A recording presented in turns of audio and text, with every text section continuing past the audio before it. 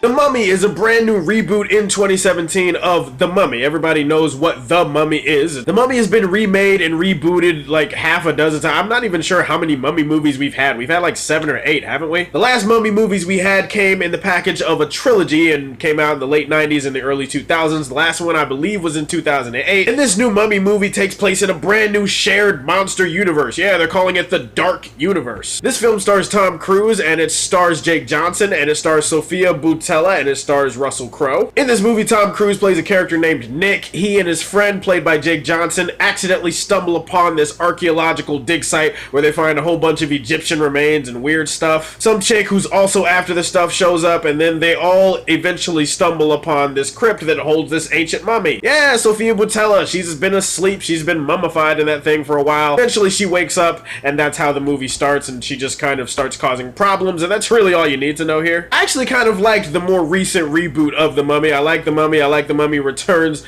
I hated the third one with a passion, so once you're on the bottom, there's only one place you can go. Oh, fingers crossed, how did it do? Always appreciated the physicality that Tom Cruise brings to all of his roles. I mean, at this point, the guy has to be a cyborg, right? He's a cyborg, or he's got like cybernetic implants, or maybe he's not even from Earth. Maybe he's just an enhanced alien race from another planet. The dude is 50 years plus and still delivering, still doing his own stunts, still running, jumping, definitely running. He's running a lot in this movie. That's all Tom Cruise ever does in his movies. You know that. If he's in a movie, guaranteed he's going to be running in the movie. And in this movie, he runs, and he runs a lot. And even when you expect him to get tired, he keeps running. Hey, go ahead and run away from those gay thoughts, Tom Cruise. They can't catch you. Wow, that cameraman has nice strong arms. You can't catch me, gay thoughts!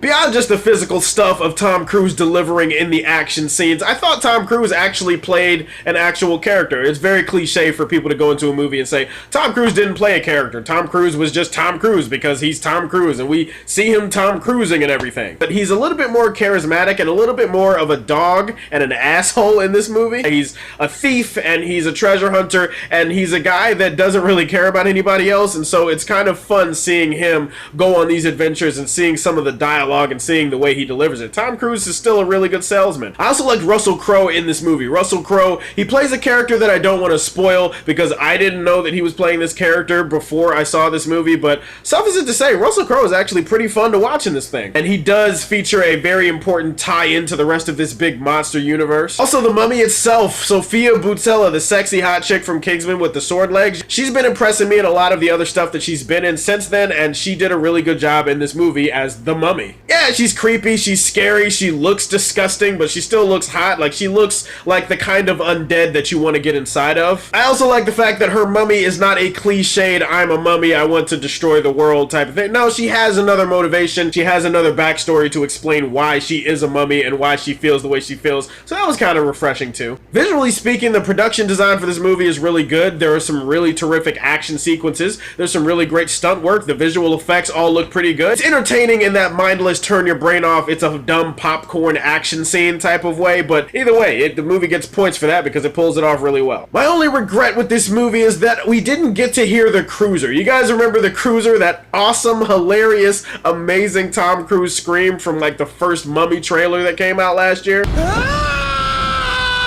Hey, he doesn't do it at all in the movie. That's kind of... I don't like that. I walked out of this movie feeling kind of meh about it. It's just kind of okay. It's alright. I didn't go into this movie with huge expectations or anything like that, but there is a basic rule of making a fun, dumb, entertaining movie. At least make the screenplay make sense. And in this movie, I feel like the screenplay dropped the ball big time. In fact, I think the screenplay is the weakest aspect of this movie. It's very entertaining on a surface level, but once you start peeling it back, it's kind of like a big-ass onion. Just peel those layers back and it just stinks more and more, and after a while, your eyes are watering and you're wondering, why did I peel back this onion in the first place? Same thing with this movie. Visually, it looks really good, but once you start thinking about it, once you start peeling back those layers, you start realizing, oh, this doesn't make sense, that doesn't make sense. Well, That really doesn't make sense. You just can't help but think that way, and that's because the screenplay feels like there was a lot of different people writing, and it feels like there's not really a clear focus, and there's not really a clear idea of what they want to accomplish here. I'll also say this, the supporting characters in this movie, I wish they had been the dead supporting characters in the movie. Jack Johnson in particular, he's a really good comedic actor, but in this movie, I found him annoying as shit. Several times on the screen where he's talking and you could tell he's only there for comic relief, and the comic relief isn't really landing. Like, oh my god, can you get mummied? Seriously, somebody, mummify this dude alive right now. Also, the other chick in this movie, who's kind of like a romantic love interest for Tom Cruise, sort of, you feel like you could have taken her out of the movie and nothing would have changed, nothing would have happened? Guys, I did enjoy this movie to a certain extent. The more you think about it, the more you realize, wait, why did this happen? That doesn't make sense. Wait, if that happened that way, then why did this happen? And are you guys gonna explain any of this? And so it goes to the same place that all average films go. The Fortress of Solitude. As far as the first film in a shared universe, I feel like the devil's in the details, and some of the details don't really make that much sense here. Let me know if you're planning on seeing The Mummy this weekend, and let me know what kind of monster movies you're most excited for in the shared dark universe, as they're dubbing it. And if you like what you see, tell me how you feel, and stay tuned to hear more from the Man of Steel. Peace!